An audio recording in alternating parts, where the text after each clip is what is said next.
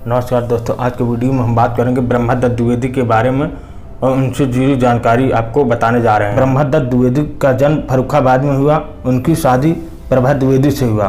प्रभा द्विवेदी शिक्षा विभाग की अधिकारी थी। इन दोनों के एक बेटी तथा 2 बेटे हुए। ब्रह्मदत्त द्विवेदी 90 दशक के बड़े बीजेपी के कद्दावर नेता में गिने जाते थे। उनका 90 दशक के सभी आरएसएस और बीजेपी के वरिष्ठ नेताओं से अच्छा संबंध था। ब्रह्मदत्त द्विवेदी कई बार विधायक भी रहे। ब्रह्मदत्त द्विवेदी एक राजनेता के साथ कवि और वरिष्ठ अधिवक्ता थे। जनता के बीच काफी पकड़ थी। इन्हीं कारणों के कारण वह अटल बिहारी वाजपेयी के काफी करीबी माने जाते रहे। ब्रह्मदत्त द्विवेदी राम मंदिर आंदोलन में बढ़ चढ़ हिस्सा लिए थे। इसी कारण उनका प्रभाव बीजेपी में तेजी से बढ़ रहा था। आपको बताते चलें, सन 1993 में हुए गठबंधन की जीत हुई थी और कल्याण सिंह सरकार को करारी हार का सामना करना पड़ा था। लेकिन सत्ता के शिखर पर पहुंचा गठबंधन ज़्यादा दिन तक नहीं टिक सका। 2 जून 1995 को टूट गया। फिर इसके बाद राजनीति की दुनिया में वही हुआ जिसका कोई कल्पना भी नहीं किया था। वर्ष 1993 में हुए चुनाव में गठबंधन सपा बसपा के बीच हुआ था। उसके बाद मुलायम सिंह यादव प्रदेश के मुखिया बने, लेकिन मनमुटाव के कारण मायावती ने समर्थन वापस ले लिया था। सरकार गिर गई थी।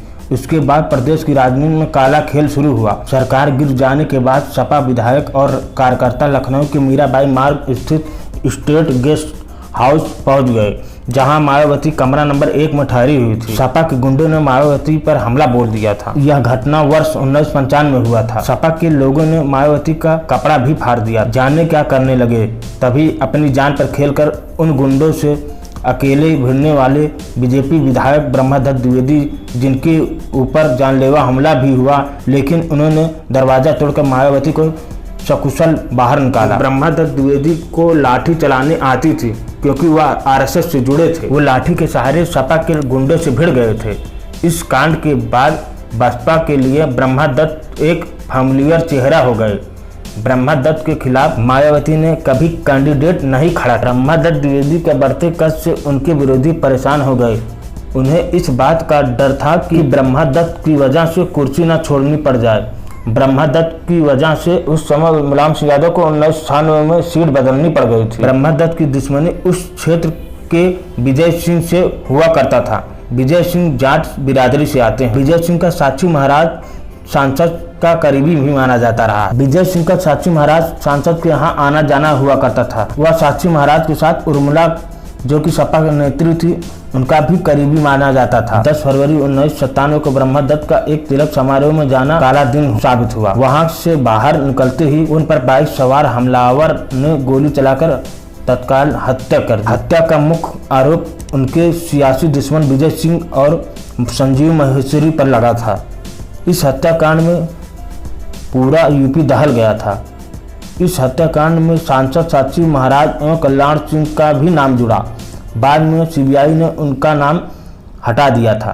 ब्रह्मदत्त की हत्या के बाद मायावती, अटल बिहारी वाजपेयी, मुरली मनोहर जोशी, आडवाणी जैसे नेता सूचना पर पहुंचे थे। उसके बाद ब्रह्मदत्त की पत्नी प्रभा द्विवेदी, जो कि उस वक्त शिक्षा अधिकारी थी, चुनाव के मैदान में बीजेपी के टिकट पर चुनाव लड़ा।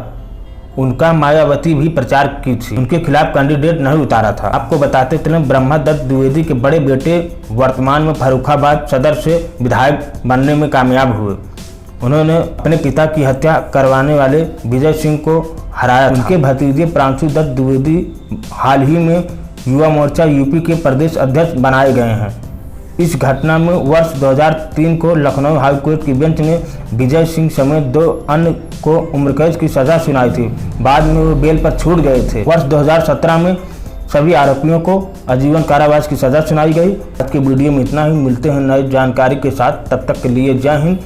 यदि हमारे चैनल पर पहली बार आए हैं तो वीडियो को जरूर लाइक करें, चैनल को सब्सक्राइब करना ना भूलें। मिलते हैं नई जानकारी के साथ। तब तक के लिए जय हिंद, धन्यवाद।